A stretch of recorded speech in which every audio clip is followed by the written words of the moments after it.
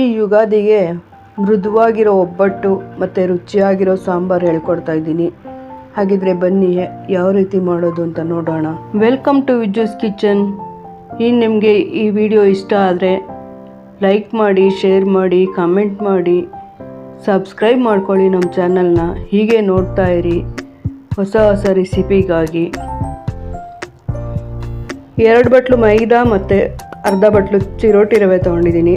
ಉಪ್ಪು ಮತ್ತು ಅರಿಶಿನ ಹಾಕಿ ಸ್ವಲ್ಪನೇ ನೀರು ಹಾಕಿ ಒಬ್ಬಟ್ಟಿನದ ಈ ಅದಕ್ಕೆ ಕಲಿಸ್ಕೊಳ್ಳಿ. ಸ್ವಲ್ಪ ಎಣ್ಣೆ ಹಾಕಿ ಅರ್ಧ ಅವರ್ ನೆನೆಸಕ್ಕೆ ಬಿಟ್ಬಿಡಿ.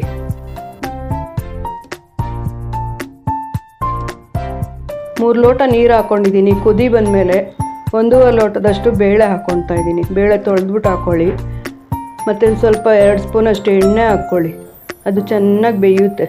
ಸ್ವಲ್ಪ ಅರಿಶಿನ, ಒಂದು ಸ್ವಲ್ಪ ಉಪ್ಪು ಹಾಕ್ಬಿಟ್ಟು ಬಸ್ತಿ ಇಟ್ಕೊಳ್ಳಿ. ಚೆನ್ನಾಗಿ ಬೆಂದಮೇಲೆ ನೋಡಿ ಈ ಥರ ಒಂದು ಸ್ವಲ್ಪನೂ ನೀರಿರಬಾರ್ದು, ಆ ಥರ ಬಸ್ತಿ ಇಟ್ಕೊಳ್ಳಿ. ಈಗ ಬೆಲ್ಲ ನಾನು ಇವಾಗ ಬೇಳೆ ಎಷ್ಟು ತೊಗೊಂಡಿದ್ವೋ ಅದಕ್ಕೆ ಅರ್ಧ ಭಾಗದಷ್ಟು ಬೆಲ್ಲ ಹಾಕ್ಕೊತಾ ಇದ್ದೀನಿ. ಒಂದು ಸ್ವಲ್ಪ ಪಾಕ ಬಂದಮೇಲೆ ಆ ಪಾಕನ ಇದ್ರಿಗೆ ಸೋಸ್ಕೊಳ್ಳಿ. ಒಂದು ಸ್ವಲ್ಪ ಹುರಿದಿರೋ ಗಸಗಸೆ, ಏಲಕ್ಕಿ ಪುಡಿ ಮತ್ತು ತೆಂಗಿನಕಾಯಿ ಒಂದು ಅರ್ಧ ಹೋಳಷ್ಟು, ಒಂದು ಹೋಳಾದರೂ ಸಖತ್ತಾಗಿರುತ್ತೆ, ಚೆನ್ನಾಗಿರುತ್ತೆ. ಈ ಥರ ತಣ್ಣಗಾದ್ಮೇಲೆ ರುಬ್ಬಿಟ್ಕೊಳ್ಳಿ. ನೋಡಿ ಕನಕ ಎಷ್ಟು ಚೆನ್ನಾಗಿ ಸ್ಮೂತಾಗಿ ಬಂದಿದೆ.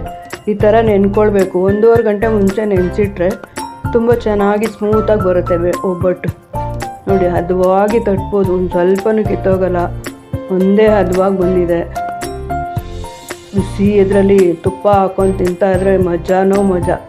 ನೋಡಿ ತುಂಬ ಚೆನ್ನಾಗಿದೆ. ಈ ಯುಗಾದಿಗೆ ನೀವು ಮಾಡ್ಕೊಳ್ತೀರಲ್ವ, ಹಾಗಾದರೆ ಮಾಡ್ಕೊಳ್ಳಿ. ಹೇಗೆ ಬಂತು ಅಂತ ಹೇಳಿ. ಹೋಳಿಗೆ ಏನೋ ರೆಡಿ ಆಯಿತು. ಈಗ ಒಬ್ಬಟ್ಟು ಸಾರನ್ನ ಫಟಾಫಟ್ ಅಂತ ಹೇಗೆ ಮಾಡೋದು ಅಂತ ನೋಡೋಣ ಬನ್ನಿ. ಹಾಗಿದ್ರೆ ಸಬ್ಸಾರು ಸೋಸಿ ಇಟ್ಕೊಂಡಿದ್ವಲ್ಲ, ಅದಕ್ಕೆ ನಾವು ಬಿಸಿ ಇರುವಾಗಲೇ ಒಂದು ಸ್ವಲ್ಪ ಕೊತ್ತಂಬರಿ ಹೆಚ್ಚಾಕ್ಕೊಳ್ಳಿ, ಒಂದು ಸ್ವಲ್ಪ ಕರಿಬೇವಿನ ಕಡ್ಡಿ ಹಾಕ್ಕೊಳ್ಳಿ. ತುಂಬ ಚೆನ್ನಾಗಿರುತ್ತೆ ಟೇಸ್ಟು. ಬಾಣಲಿಗೆ ಒಂದು ಸ್ವಲ್ಪ ತುಪ್ಪ ಹಾಕ್ಕೊಂಡು 2.5 ಸ್ಪೂನಷ್ಟು ಜೀರಿಗೆ, ಒಂದು ಅರ್ಧ ಸ್ಪೂನಷ್ಟು ಮೆಣಸು, ಅರ್ಧ ಸ್ಪೂನಷ್ಟು ಸಾಸಿವೆ ಹಾಕಿ ಎತ್ತಿಟ್ಕೊಳ್ಳಿ. ಒಂದು 6 ಬ್ಯಾಡಗಿ ಮೆಣಸಿನ್ಕಾಯಿ, 1-2 ಕೆಂಪು ಮೆಣಸಿನ್ಕಾಯಿ ಹಾಕಿ ಅದನ್ನು ಸಹ ಎತ್ತಿಟ್ಕೊಳ್ಳಿ. ಒಂದು ಹಿಡಿಯಷ್ಟು ಬೆಳ್ಳುಳ್ಳಿ ಹಾಕಿ ತುಪ್ಪ ಹಾಕಿ ಹುರ್ಕೊಳ್ಳಿ. ಮತ್ತು ಈರುಳ್ಳಿ, ಒಂದು ಅರ್ಧ ಈರುಳ್ಳಿನ ಅದನ್ನು ಸಹ ತುಪ್ಪ ಹಾಕಿ ಹುರ್ಕೊಳ್ಳಿ. ಎಲ್ಲ ಸಪ್ರೇಟ್ ಹುರ್ಕೊಳ್ಳಿ. ಆವಾಗ ತುಂಬ ಚೆನ್ನಾಗಿರುತ್ತೆ ಟೇಸ್ಟು ಸಾರು. ಒಂದು ಅರ್ಧ ಸ್ಪೂನಷ್ಟು ತೆಂಗಿನಕಾಯಿ ಹಾಕ್ಕೊಂಡಿದ್ದೀನಿ. ನಾವಿಲ್ಲಿ ತೆಂಗಿನಕಾಯಿ ಜಾಸ್ತಿ ಉಪಯೋಗಿಸಲ್ಲ ಸಾರಿಗೆ. ಇದನ್ನೆಲ್ಲ ನುಣ್ಣಗೆ ಅಂದರೆ ನುಣ್ಣಗೆ ರುಬ್ಕೊಳ್ಳಿ. ನೋಡಿ ಈ ಥರ ಫಸ್ಟು ಪುಡಿ ಮಾಡ್ಕೊಳ್ಳಿ, ಆಮೇಲೆ ನುಣ್ಣಗೆ ರುಬ್ಕೊಳ್ಳಿ, ಚೆನ್ನಾಗಿ ಬರುತ್ತೆ. ಇದೆಲ್ಲ ನುಣ್ಣಗೆ ರುಬ್ಬಿದ್ಮೇಲೆ ಆ ಸಬ್ಸಾರಿಗೆ ನಾವು ಕರಿಬೇವು ಎಲ್ಲ ಹಾಕಿಟ್ಟಿದ್ವಲ್ಲ, ಅದಕ್ಕೆ ಚೆನ್ನಾಗಿ ಹಾಕಿ ಕಲಿಸ್ಕೊಳ್ಳಿ.